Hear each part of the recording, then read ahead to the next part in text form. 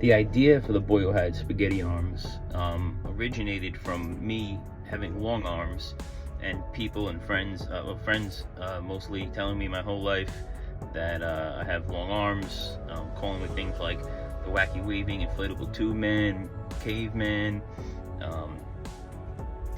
spaghetti arms, and just different things like that. And I would draw a character with long squiggly arms, and then eventually just came to me around the same time where I first imagined a kid with spaghetti arms. Is around that time I started drawing this character, and I would just draw him with long squiggly noodly arms.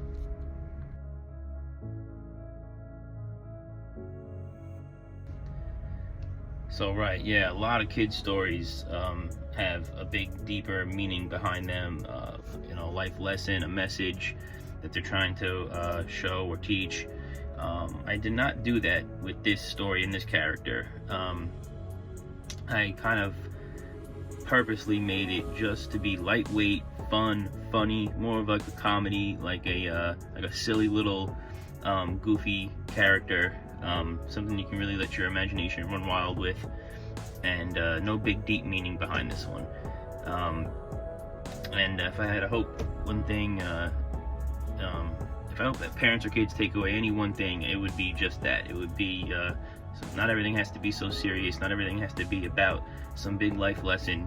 Sometimes you can just let your imagination run wild and be a little silly.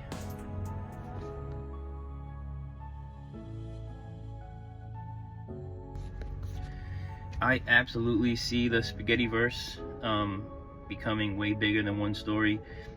There's already a second follow-up book coming, then a third, and he's just one character under the Spaghettiverse Studios name. We have other characters like Flyboy. There's going to be another book coming about these meerkats, Manny and Mo cats, these meerkat millionaires, based on actually an NFT project, and just another worm character I'm working on, who just loves the simple things in life like dirt. Yeah, there's going to be a lot more coming. I hope to build this Spaghettiverse Studios out to be something really big with animations, toys, movies, all that good stuff.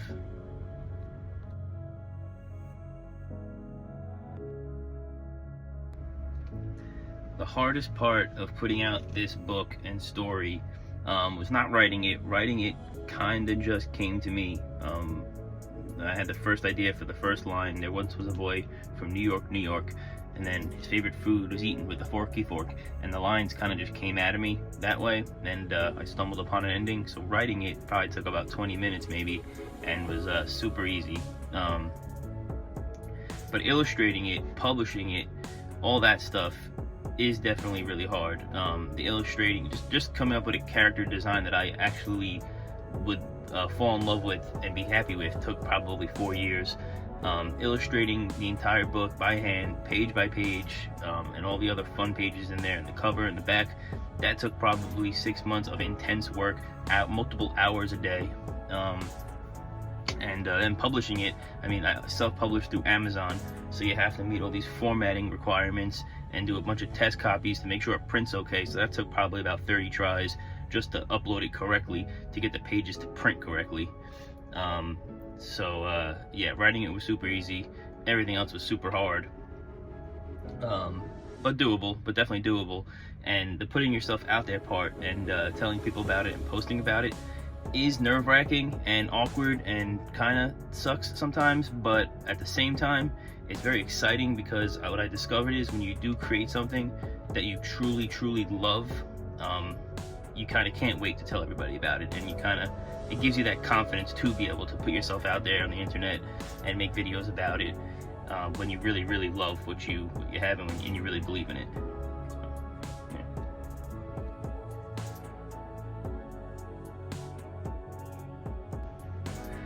Well, I definitely believe new characters and stories are needed now more than ever, and have a place in this world, even with existing brands. Even though you have timeless things like all the stories Disney's created, and the Ninja Turtles, and just all that stuff. There's so many. You can go on and on and on. Garfield, you know, comic strips, Dennis the Menace, and all these things, Looney Tunes. But what you'll notice is a lot of that stuff is kind of they just remake the same stuff over and over again. You know, if it was a cartoon, then it becomes a live action, and after a few years, someone else does their iteration of it. So the world definitely needs more creative minds. I don't want to say there's a lack of originality, but there seems to be somewhat of a lack of originality in storytelling and characters these days. And I'm 35, and I'm sure a lot of people my age say this, like, the kids don't have anything like the cartoons and stuff we grew up watching. And maybe every generation will say that, I don't know, but I really do believe it's true. I mean, I'm born in 1990, and the cartoons and stuff we had growing up was just incredible, and I just don't see the same stuff in today's cartoons. So I think if you have a character, if you have a story, and now with the internet and stuff, you gotta put it out there, and you have an obligation to put it out there, and see what happens, especially if you believe in it and you love it. Definitely share it with the world. We need more creative things, not less.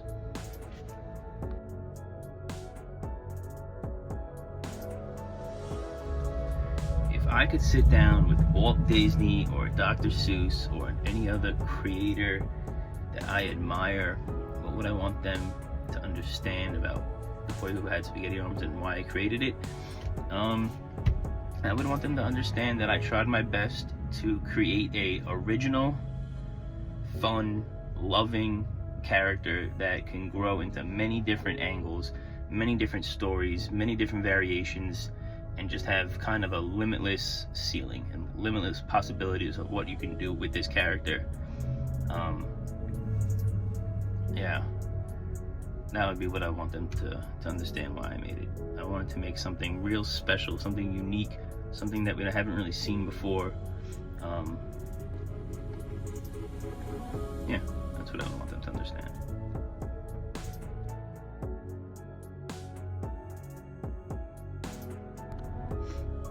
Alright, that's it.